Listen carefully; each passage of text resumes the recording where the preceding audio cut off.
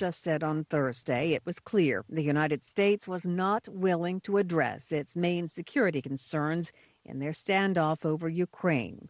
Both sides, however, are keeping the door open to further dialogue.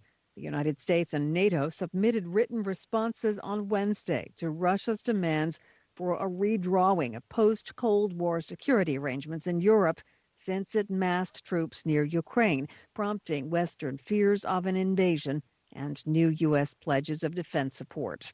Kremlin spokesman Dmitry Peskov said Moscow needed time for review and would not rush to conclusions, but that U.S. and NATO statements describing Russia's main demands as unacceptable did not leave much room for optimism.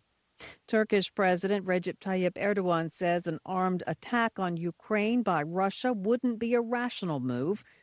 Turkey reiterated an offer to mediate between the two countries. NATO member Turkey enjoys close relations with both Ukraine and Russia and has repeatedly offered to bring the two countries' leaders together.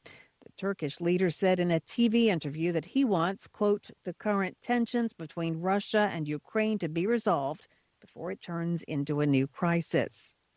Germany vowed Thursday serious consequences for Russia if it invaded Ukraine, with sanctions expected to hit the disputed Nord Stream 2 pipeline built to bring Russian gas to Europe. Nord Stream 2 is set to double the supplies of cheap natural gas from Russia to Germany. The EU's top economy says the gas is needed to help transition away from coal and nuclear energy. Germany's insistence over the years on the $12 billion gas pipeline has angered its allies. Xiomara Castro was sworn in as the first female president of Honduras on Thursday, a ceremony witnessed by thousands of people amid a sea of waving flags in the national stadium in the capital of Tegucigalpa. Castro faces multiple challenges: high unemployment, persistent violence, corruption, and problems with the healthcare and education systems. There's also pressure on Honduran leaders from the United States to improve living conditions in Honduras and as a means of curbing migration to the United States. U.S. Vice President Kamala Harris attended the inauguration and was set to meet with Castro a short time later. Western diplomats said Thursday they would expand their Afghan relief operations while continuing to pressure the country's Islamist Taliban rulers to respect human rights and allow girls to go to school.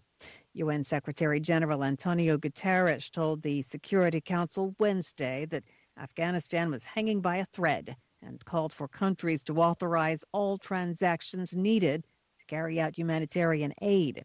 Some $9.5 billion in Afghan central bank reserves remains blocked abroad, and international development support has dried up since the Taliban seized power in August, with millions of Afghans at risk of starvation this winter as poverty deepens. Norway hosted meetings from January 23rd through the 25th between the Taliban and U.S. and European diplomats, as well as with aid organizations and Afghan civil society groups. Pakistan's military confirmed Thursday that a militant raid against a security base in southwestern Baluchistan province has killed at least 10 soldiers. The Pakistani military said the assault took place late Tuesday in a remote Pakistani district bordering Iran. It said that security forces in the ensuing intense shootout killed at least one assailant and injured several others. An outlawed militant group known as the Baluchistan Liberation Front took credit for the attack. It's likely one of the deadliest attacks against Pakistani security forces in the sparsely populated province in recent months. Mali's junta has advised the French defense minister to observe the greatness of silence after she accused the army leadership in the Sahel state of provocations. In an interview broadcast on state TV Wednesday night, a junta spokesman also accused France of colonial reflexes and of using regional organizations to divide the population of Mali.